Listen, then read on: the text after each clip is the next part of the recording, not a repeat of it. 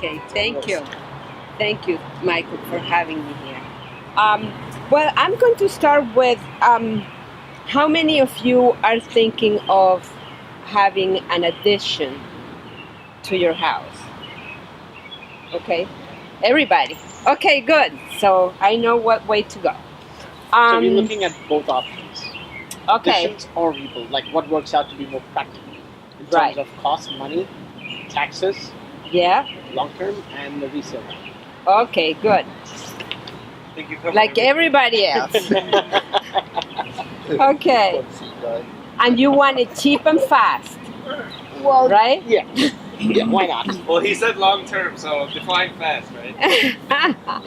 So, anyways, when considering a renovation and addition, we should start with 3 steps. You need to set up your needs, and set up your needs in order of priority. What is the most important? Having a list of what is a must and what it would be nice if. Once you set up your list, then you need to talk about budget with your spouse and get to an agreement of what you're willing to spend or what you're willing to get a loan for, or how much you're willing to spend on your house. Because some of you might have bought the house when the price was high, so you're limited, that kind of thing. So once you have your needs and you have your budget, just to give you an idea, just a general idea of prices of things. The average cost for a kitchen renovation is about $70,000.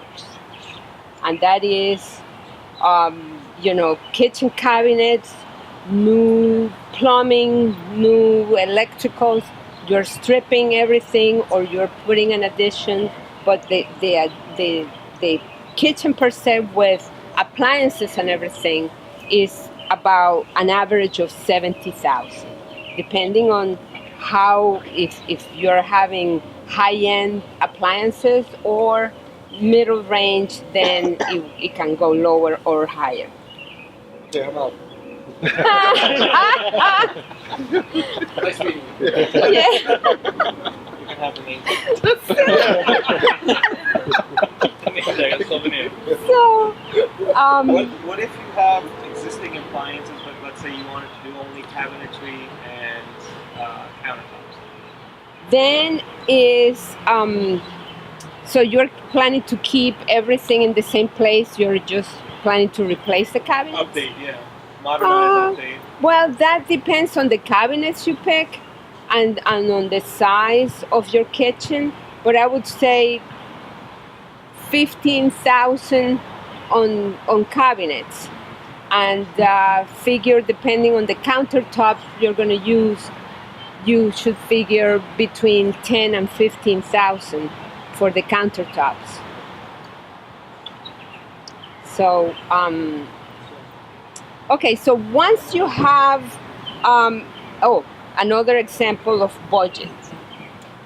Family room. If you want to do an addition of a family room that is 15 by 20, which is the average size of a family room, that goes for about $60,000 to $70,000.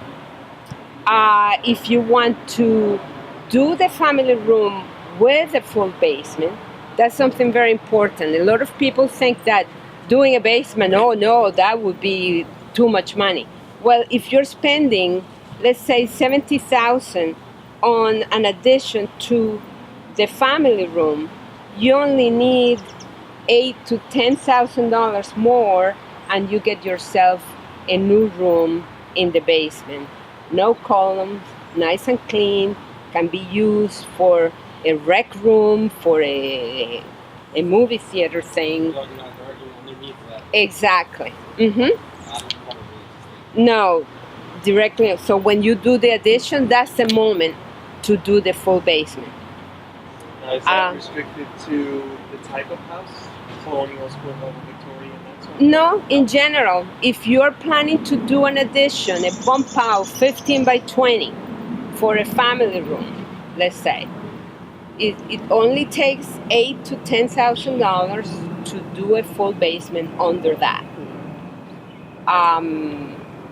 And the advantage is you get another room that you cannot add later.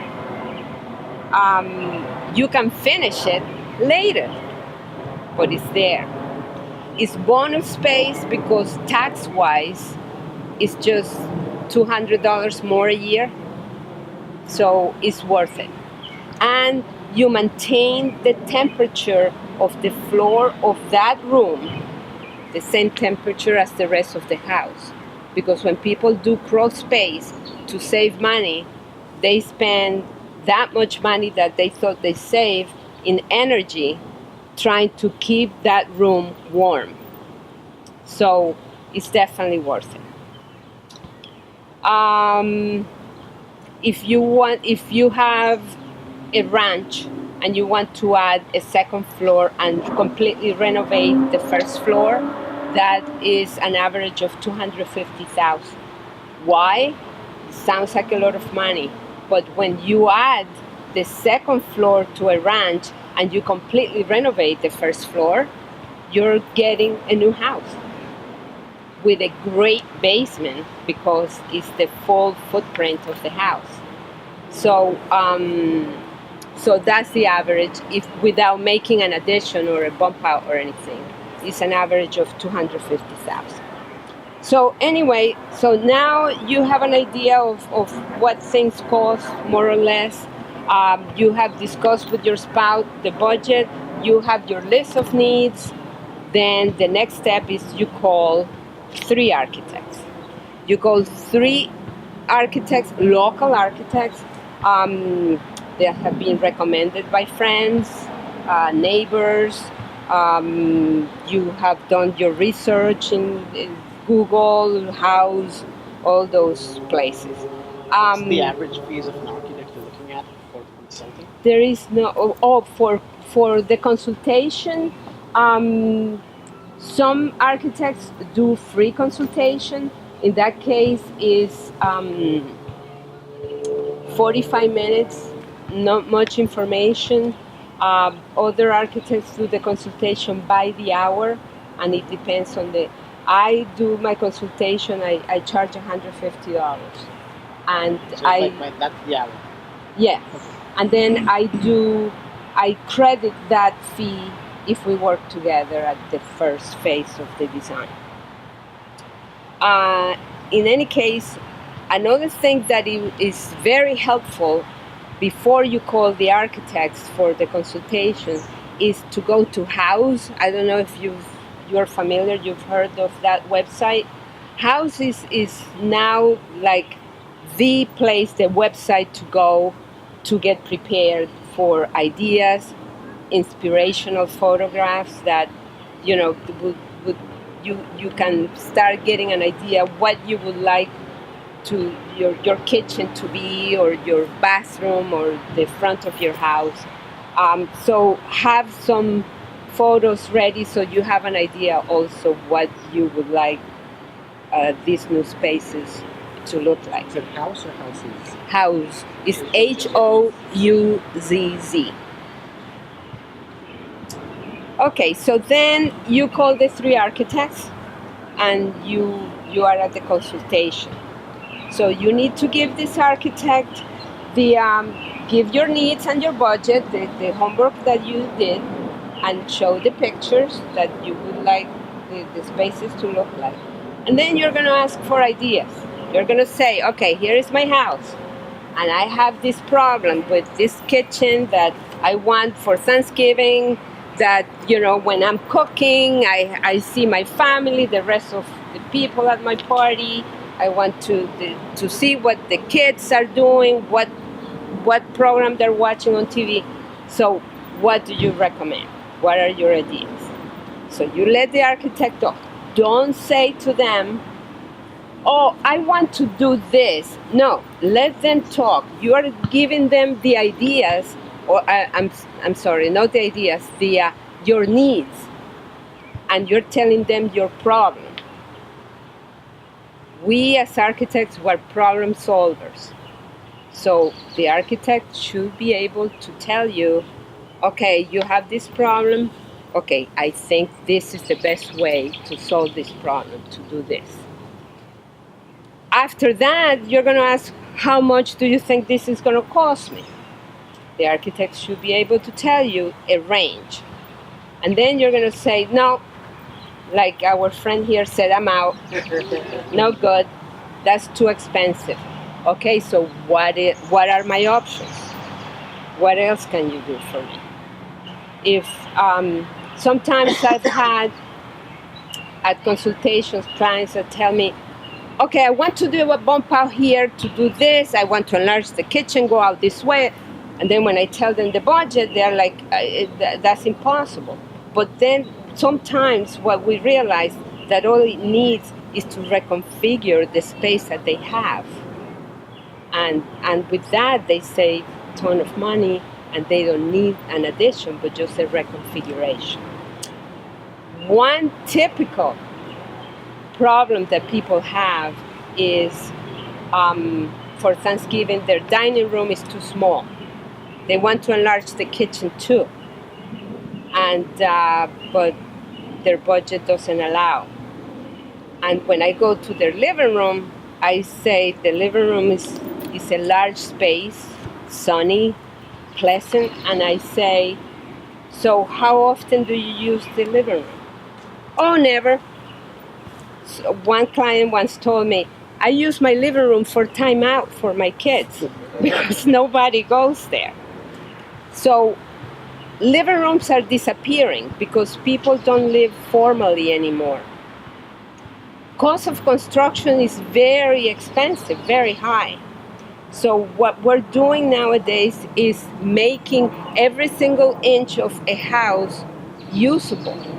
We cannot have the largest space in the house being unused just because a house has to have a living room. When you have a large, comfortable family room open to your kitchen and having an open plan, you don't need a living room.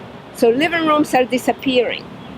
So what I'm doing nowadays a lot is moving the dining room to the front, to where the living room is. And the first thing that people say is that, I don't want to open the door and walk into the dining room. Well, no, you don't have to.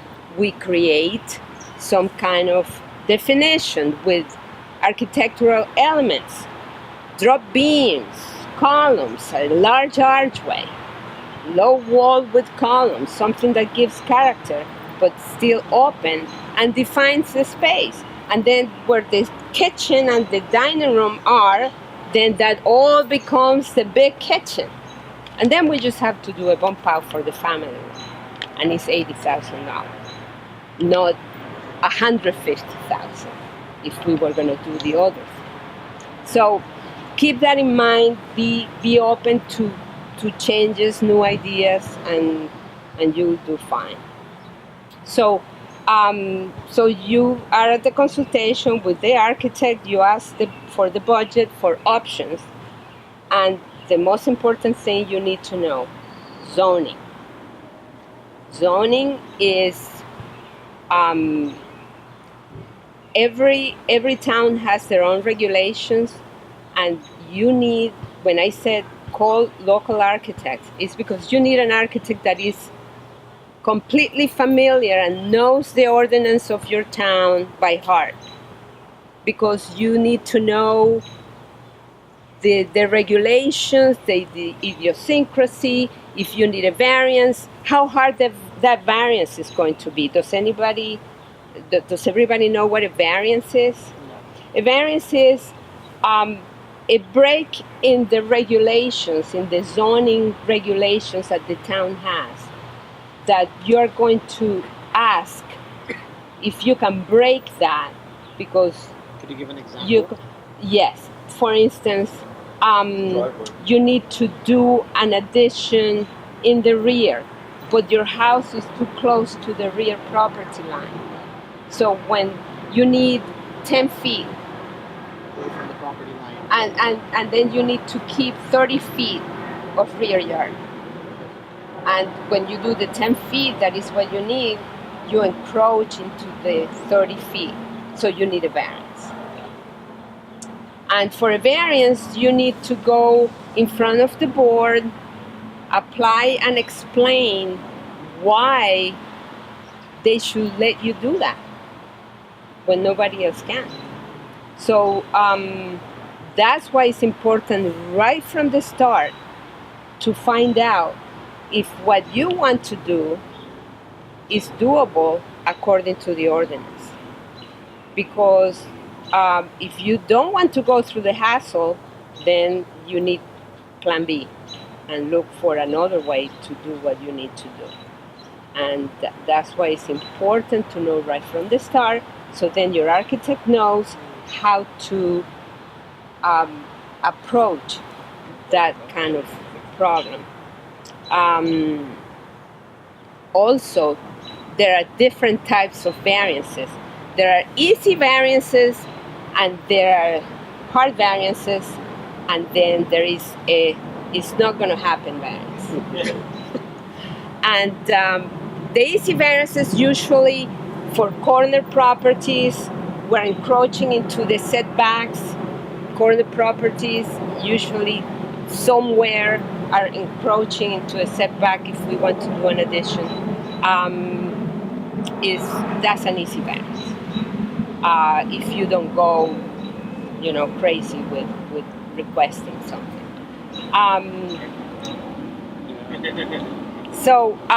But then there is the building coverage, and there is the GFA. Those are two requirements that Glenrock has. GFA is gross area. GFA gross floor area, and that is the livable space. In essence, the ordinance is telling you how big your house can be on your property. That's counting first floor, second floor. No, not counting basement. That's another reason why you should have a basement too, because that's not counted in zoning. So GFA is a hard variance to get. The same as building coverage, that is the ratio of the footprint to the size of the property. If you're asking for a little bit and you're proving that you really need that and there is a need for that, you might get it. But we have to work very hard for the argument of why. Now, if we go more than 100 feet, in my experience, I've never seen any variance with GFA or building coverage that has been approved for more than 100 square feet. So be careful with that right from the start. That's why it's important that when you're doing the consultation, you find out if you're planning an addition, find out if you are okay with the GFA and the building. And you have to feel comfortable. Also, you're going to be giving your architect, in some cases, kind of intimate information. When I'm doing a master suite, for instance, when I start asking questions so I know what I'm dealing with, that's when everything comes out. Like, oh, you're messy. I need a separate closet because I can't stand, all the clothes on the floor all the time. And, what side of the bed? You snore, you this. So it has to click. The architect has to be familiar with the town and the idiosyncrasies. Has to be creative and have an extensive technical knowledge. And another important aspect is this architect has to provide you with the full set, well-detailed set of construction documents. The construction documents is the final drawing that with all the information, all the technical information that will be used for bidding the job, for permits, and for construction. If those plans are incomplete, the contractor is going to give you a high bid because the contractor is not going to be willing to risk to lose money. And the more complete and well detailed the drawings are, the leaner the contractors will be able to give you a bid. So while you think that the fees of an architect can be a little bit higher than the others because it takes time to do construction documents, that money that you're spending, you think you're spending extra, you're saving tens of thousands of dollars at the time of construction. I guarantee you. So what's the average time for the whole thing to take place? Like, when you pick an architect and if everything is good, considering there's nothing bad, how long does it take for the permits and everything else, kind of approval from the town, on an average? The process of design takes an average of 12 weeks. Then the permits, then it takes about a month to bid the job.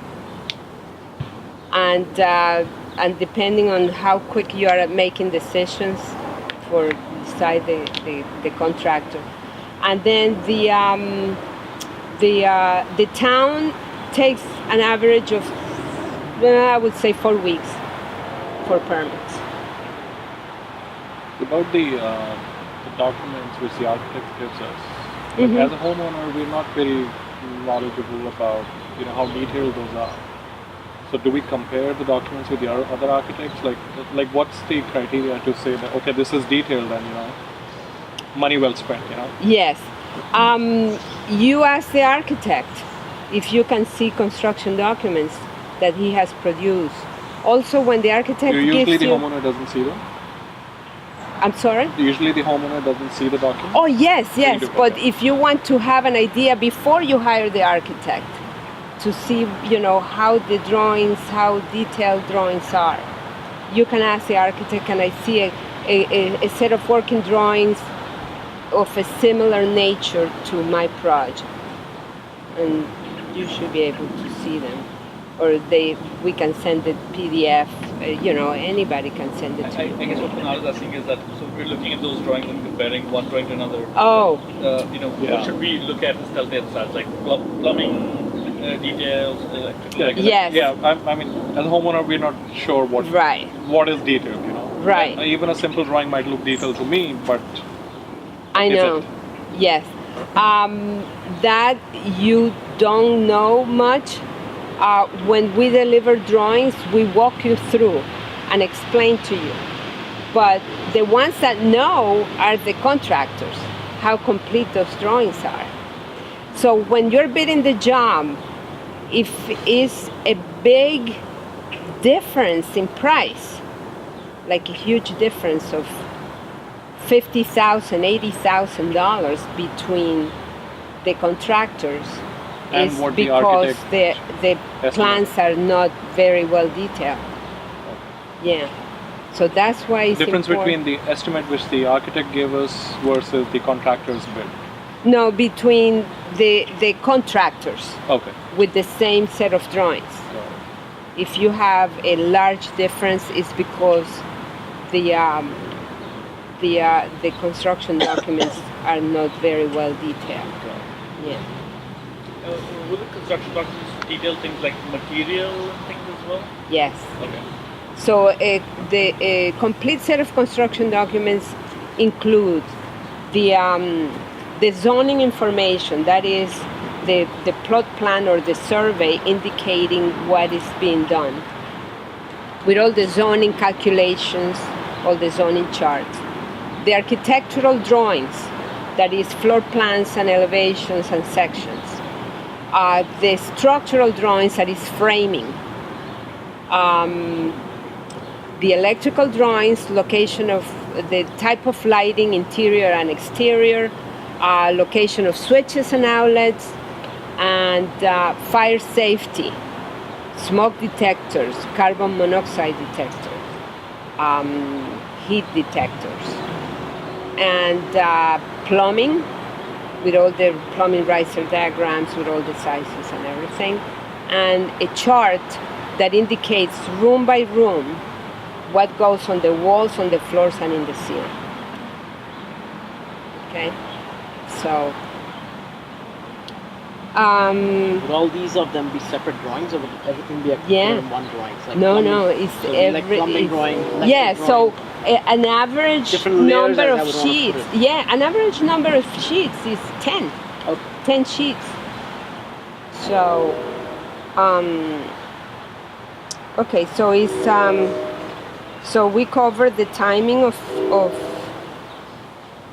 the design, from beginning to end. I would say that for a large project, like a renovation and addition of the kitchen and the family room and master suite above, that kind of project takes total from the day we measure to the day you move in with everything is between 9 months and a year. If it's a small addition, you can count like 3 to 4 months. So once we get to bidding, so you're going to bid with contractors. The architect is the person, is your agent, and that's why it's important that for a process like this you hire an architect. An architect is a licensed professional. To be an architect takes 5 years of schooling, then 3 years of working as an intern for a licensed architect, and then you can take your exam for the license. So the architect has been trained to do, not only to design, but to do the technical part, and to know about the budget, is a problem solver. But also, with their experience, an architect should be able to, according to the size of the job, the nature of the job, the town, and your budget, should recommend three contractors to bid the job. And the contractor should be at the same level of, the experience and quality of work and everything. So again, with the contractor, it has to click, because that's the person you're going to see every morning at 8 o'clock, and this is what went wrong, this is what I need, this is not being done, and with a bunch of questions. So it has to click.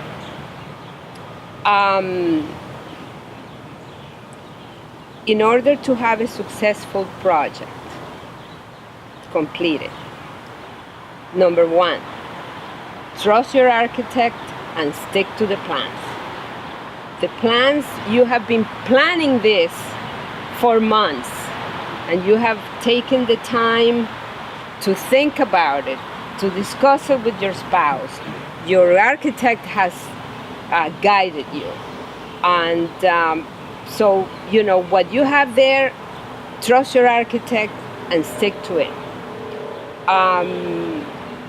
It's a lot cheaper to make changes on paper than during construction. So just keep that in mind. The architect is going to give you, a good architect is going to give you guidance, not only it's going to give you homework. So while the architect is doing their design and they're working on the project, it's going to give you the homework to do on decisions you have to make, because this is a team work. The architect is going to be your agent that is working on your behalf. and it's going to give you tips on how to save money, how to deal with the contractor, and it's going to give you guidance at the time of bidding the job and selecting the contractor. And the architect should be giving you homework while you're doing that, because the goal is when you start construction, you sit pretty. You made all your big decisions. At what stage is the architect off of the project, or is it just like at the end? Okay, The basic services for an architect is when they deliver the construction documents. That's the fees for the basic services. Then the visits, the site visits or the bidding of the job, that's additional services. And they will charge, it depends. Some architects charge by the hour. Some architects have a flat fee for each one. Mm-hmm. Okay.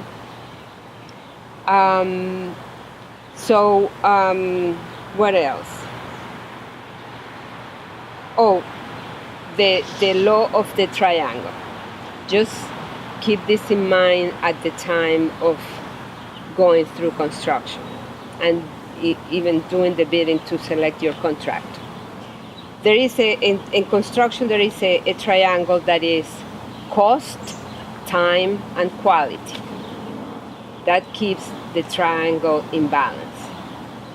So if you want a lower cost, then your time and quality might suffer.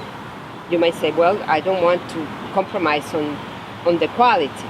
So then your contractor probably has to work slower.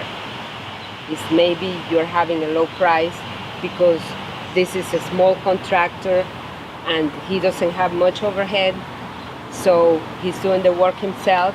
That's how you save money, but then it's going to take longer. If you want a rush job, then time will suffer. Cost will suffer, or quality, or both. And so keep that in mind, the triangle. When selecting a contractor, it should be a local contractor, experienced working with the architect and with the town, especially with the town. The contractor should be a team player. It's not that he has to throw everybody under the bus so he looks like the star. I always say the client is the star. We are behind the scenes. If there is a problem that comes up behind the scenes, we have to work it fast and make it work. So, and that is important to have the team, everybody working as a team. So the average process, I mentioned already the timing.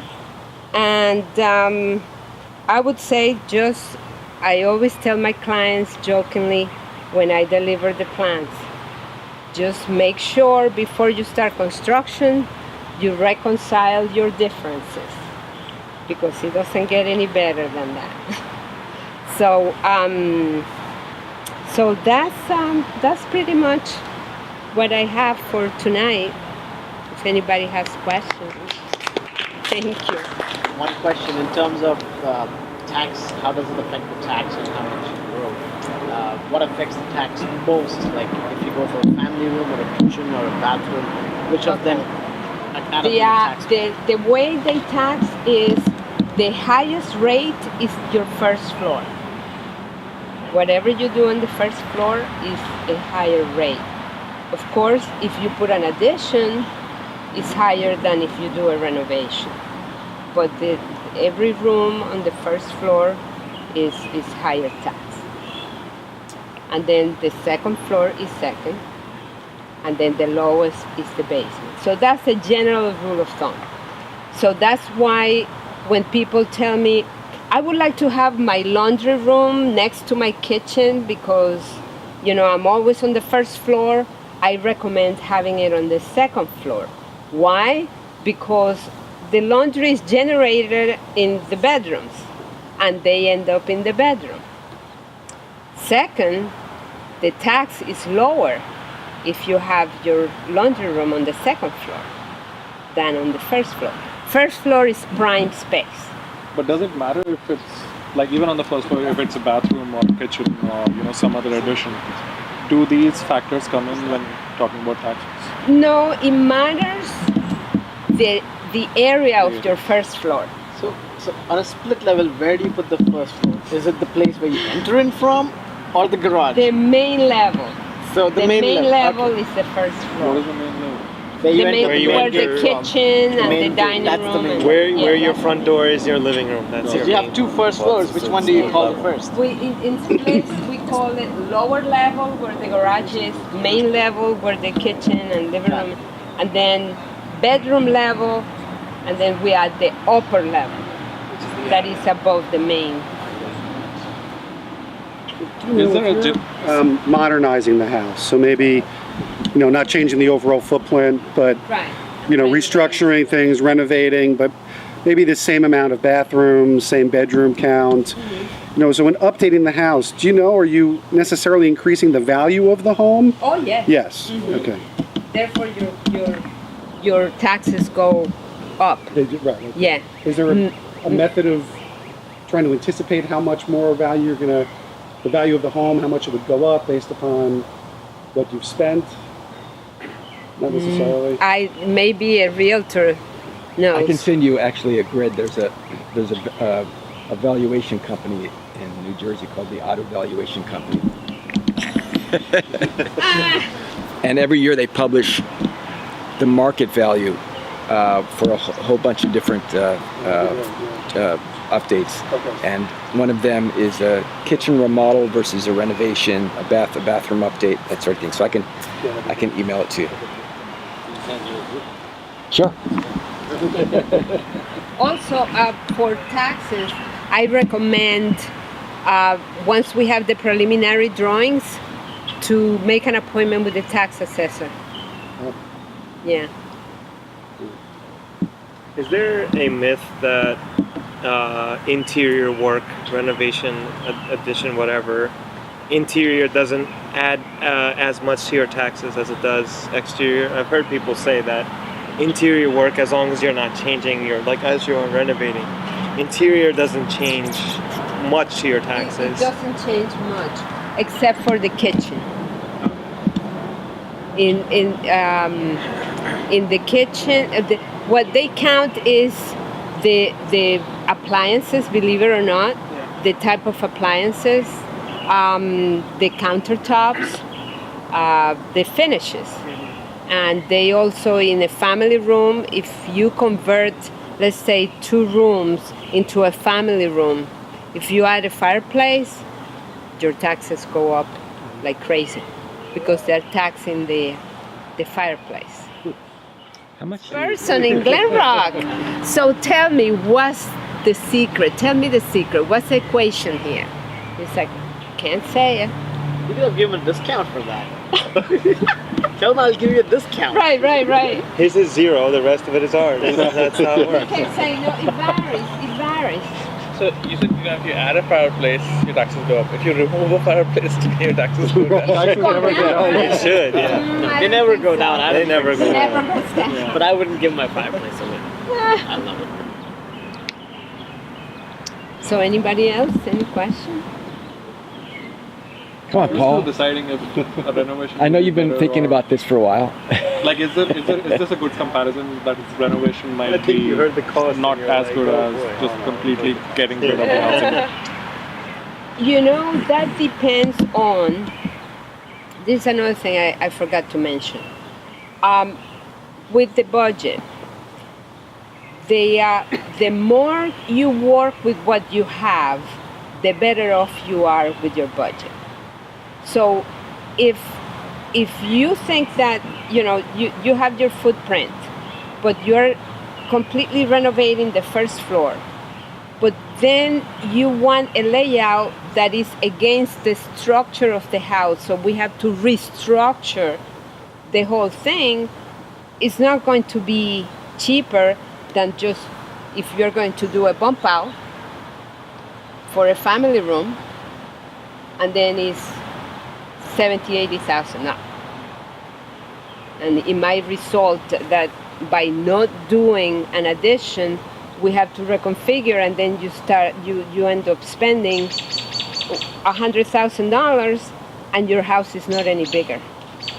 So it depends how the layout of your house is now and what you want to gain, and then we determine what's the best route to take. So I hear you have different services Yes. where you consult with home buyers or homeowners. Yes, I have the standard consultation is $150, and I do a 1.5 hour of consultation. I walk through the house, I give my ideas, options, we talk about budget, and I do the zoning analysis with the survey you provide, and I do all my calculations, and I let you know how big the house can be, how much area you have available, and how much area you need to do what you need to do. Then if we work together, I credit the $150 to the first invoice. Very patient. She'll walk up and down your house and not mind any mess that you have. Won't judge you for it, at least. So, I heard Sarah was a tough client. Oh, the worst one I heard? the worst, the nightmare. So then I also have for people who are planning to buy a house. I do a consultation, so they tell me what they want to get out of that potential house, and I give them the information of what they can do and how much, and based on the information and the zoning, of course, and based on that information, they make an offer. So that is, in that case, is $200, and that's it. Then they go for it. I have had clients that they have hired me to find a house for them. So I have done 5 different houses, and I do the analysis. They make an offer, doesn't work out, and then we go to another, but then they end up with the house that they want to do. One question. If you're looking for a bump out, can you live in the house while the bump out is happening, or do you need to move out? Because that adds to the whole cost. Usually you don't have to move out. Okay. That's the other aspect that you have to consider, because if you're going to renovate the entire floor, you need to move out. Whereas if you're going to consolidate the work in one corner, and you're going to add a family room or a bedroom or something, then they can board that space. They work the most of the time from the outside, and then they do the foundation, framing, roofing, windows, and when they enclose is when they let you know that they have to break through. So it's a lot I think easier. Glenrock is the extent of the work that they're doing, where the permit that you'll get will determine whether you're allowed to stay there or not. I know some people did renovations in Glenrock, they had to move out. Yeah, it depends on the Safety how reasons. intrusive it is. Also, a lot of people ask me when they're doing a kitchen, renovating a kitchen or enlarging the kitchen, do we have to move out? I say, well, it depends what a good sport you are. Because if you are someone that can't stand dust, and dust, they don't like people in their house, then you have to move. The kitchen renovation is tough because you have to spend about 2 or 3 months without a kitchen. That's rough.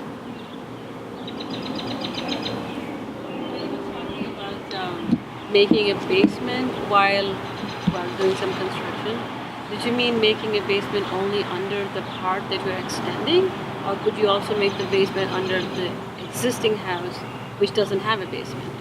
Oh, that is terribly expensive. To add a basement, that's why I recommend that if you're doing an addition, do the basement. Because I have had many clients that say, you know, we bought this house, this beautiful room on the first floor, but I don't know why they didn't do the basement. Can you do a basement? We will have to lift, and you know, forget it. It's too much. Like if you already have a smaller basement, you can extend it out. Now, if you have a small basement, then you extend it into the new big basement. But if your house is on like in the the Gold Coast, there are many houses there that don't have a basement or crawl space. Because you're in a flood zone. Because it's in the flood zone. So that was my next question. I have a basement which is approximately 76 inches high. He has to crawl in my basement. So it's a crawl space for It him. was fine for you. It's fine for me. I'm a And the short rest guy. of his family.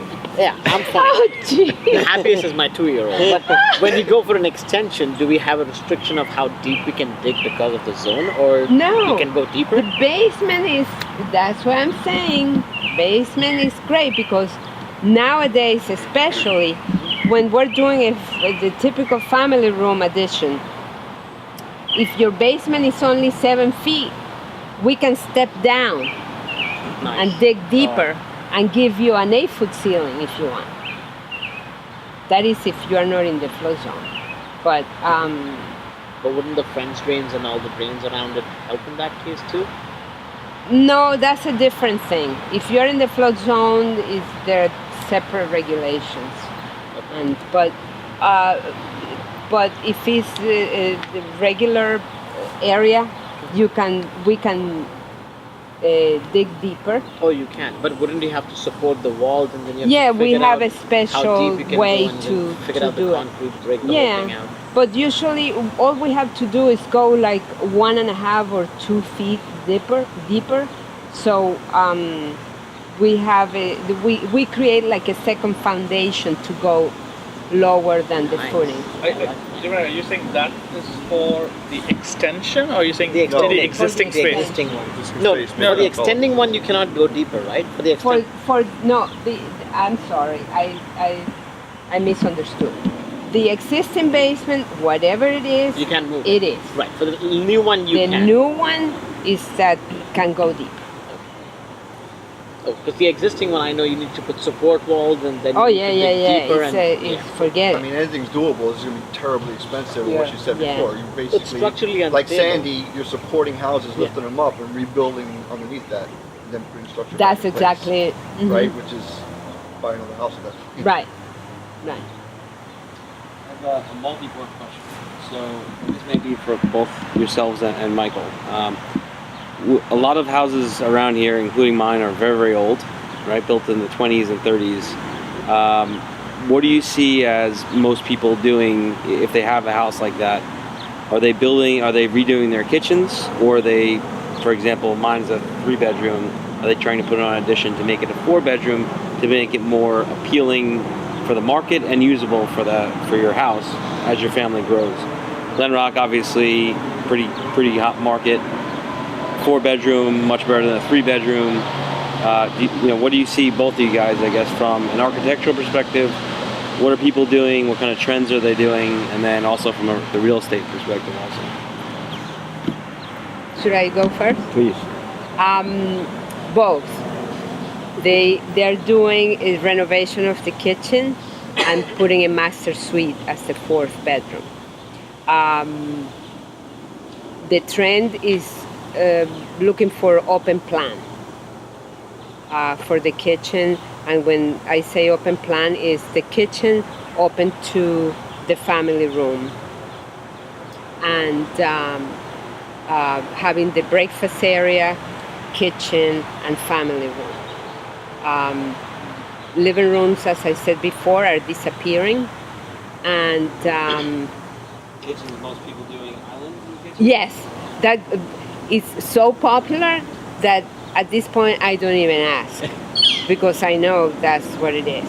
And it gets to a point that I used to say, well, because of the width of your kitchen, we can do only a peninsula, the L shape. I don't even say that now. I have to say we need to add 5 feet so we can get an island. Because if they're renovating a kitchen, they're enlarging the kitchen, an island or nothing. Okay. Are you're on the north side of Edmonton or the south side? How deep is your lot? 180 or 190? Not very wide. So you got plenty of room. There's variances. Yeah. Well, you live across from the Heenans? I still live in that house. They have a nice bump out in the back, and of course, if that was done now, it would be even bigger. And they have a small family room in the bottom and the master suite over it, and an open kitchen.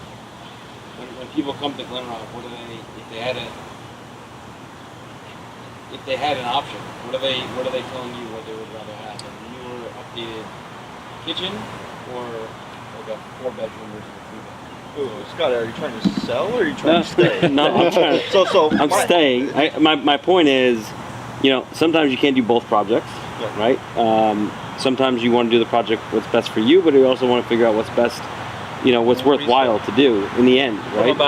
Yeah, you don't want to do a project which is not going to get you as much return necessarily, but you also want to make it usable for the 15, 20 years you're living there. Yeah. Right.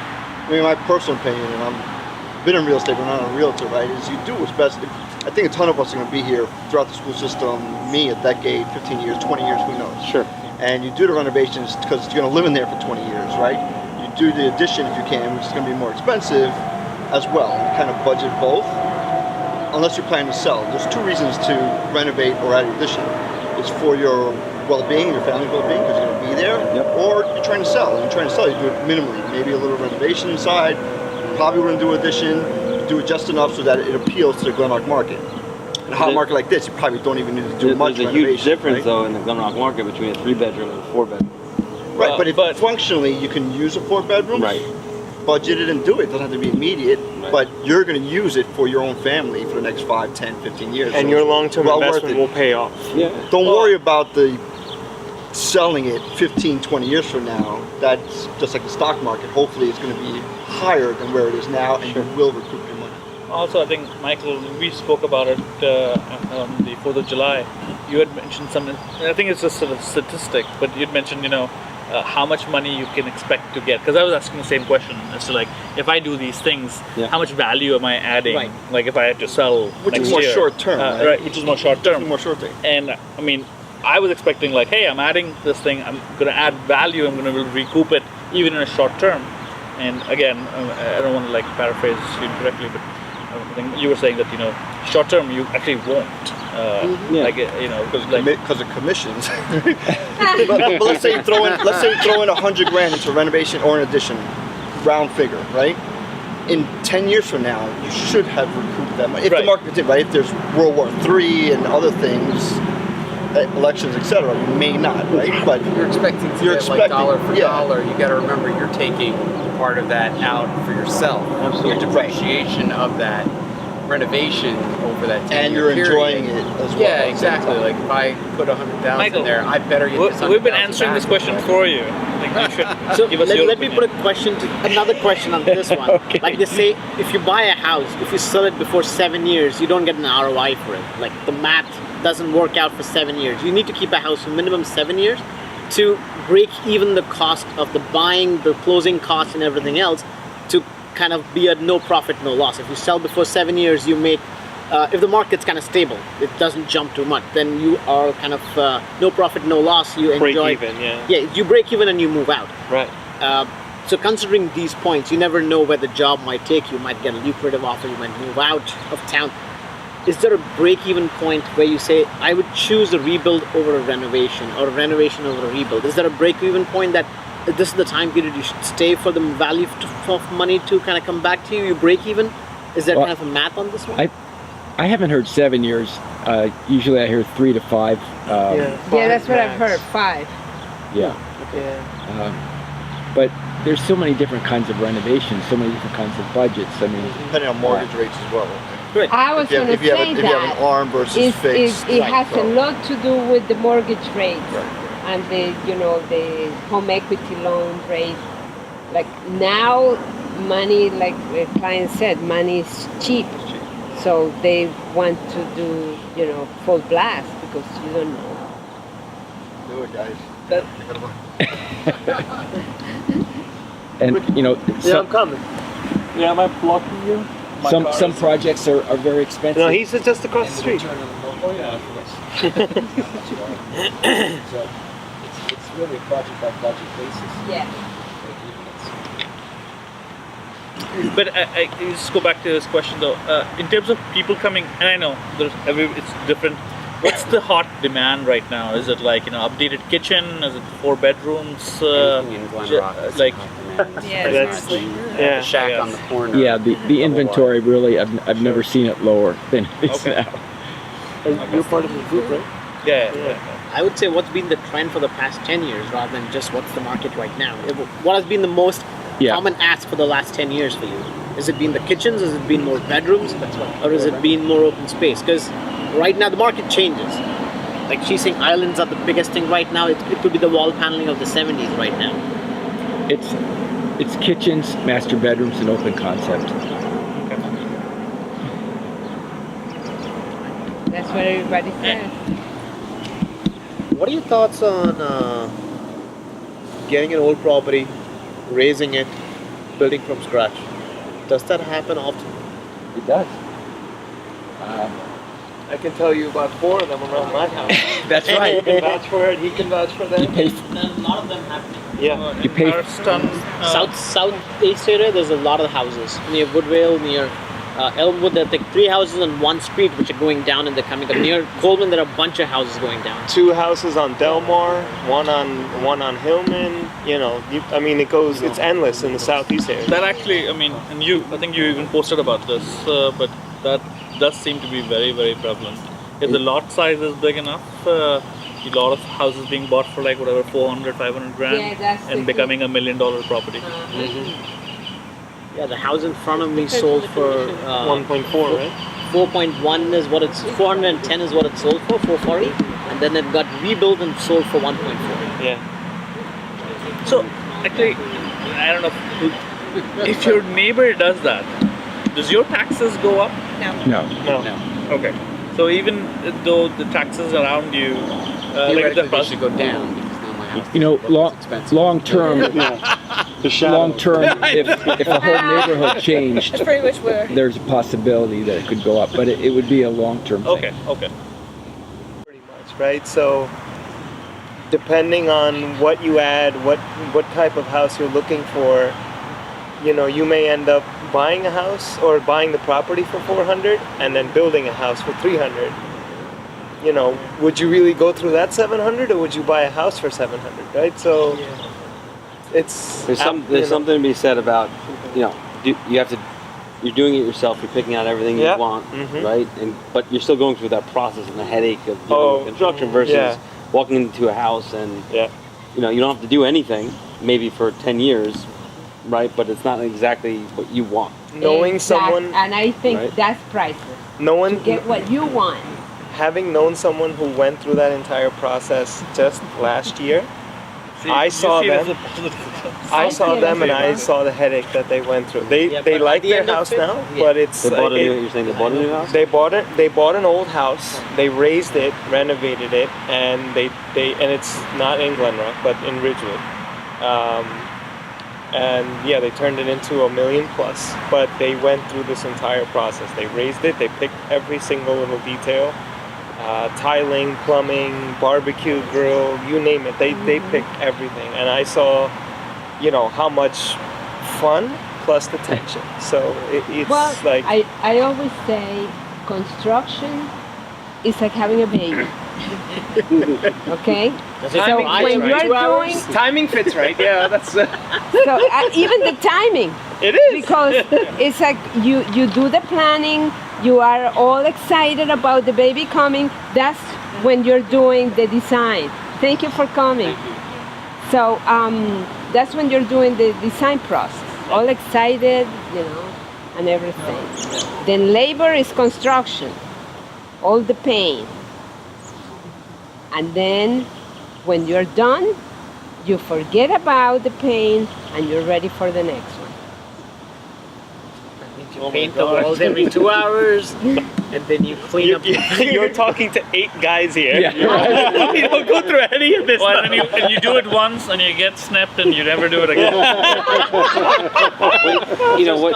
To put it to his point, the family he's talking about, do you consider if I know them? And I have to consider it just because my house is old. I have clapboard on my house. One of the costs that wasn't mentioned that you have to think about also is the siding or the redoing of siding as you do an extension, renovation, whatever. It may make sense at the time to try to redo it if you have the cash. Yeah. Right? Which is another $25,000 expense. Really? If you want to do a whole house, sure. Oh, I thought it was. If you're just doing the addition, maybe not. But if you're going to do a whole house, there's something a little more updated than wood. Right. Older, the worse. Because I was thinking that if I'm doing this thing, I might as well get the siding off, get my insulation fixed to make it more up to date, and fix up all the plugs and holes whichever cause the air leak into the house. But wow. Oh, talking about insulation, one thing that you should know, the state of New Jersey still has a program. If you're renovating your house, if you make it energy efficient, you can get up to $5,000 grant free for you. $10,000 loan interest free for 10 years to put toward your new system and insulation and everything. That includes like solar. No, it doesn't have to be solar. The main things are insulation, that you do spray foam, energy efficient boiler, the system, air conditioning and heating, and have your windows insulated. Standard Anderson has it. Double pane and whatever. Right, which is, all windows have that nowadays. So it's worth it if you are renovating, like in your case. Yeah, right. If you are updating your house, just getting the insulation, and now you don't even have to strip the entire house. They inject the Those are foam. one-time type grants? The 5K and the thing? I've never heard of that before. Yeah. You're like, per room? Can I get it? 3 years ago, I put 20 new windows in. I didn't know about anything. Oh no, it has to be now, and it has to be all together. It's like the windows with insulation and the system to make it energy efficient. Didn't know. Wasn't educated. Okay, guys. Thank you so much. Thank you. Thank you, Michael. Thank you, Michael. You're welcome. There are cards here.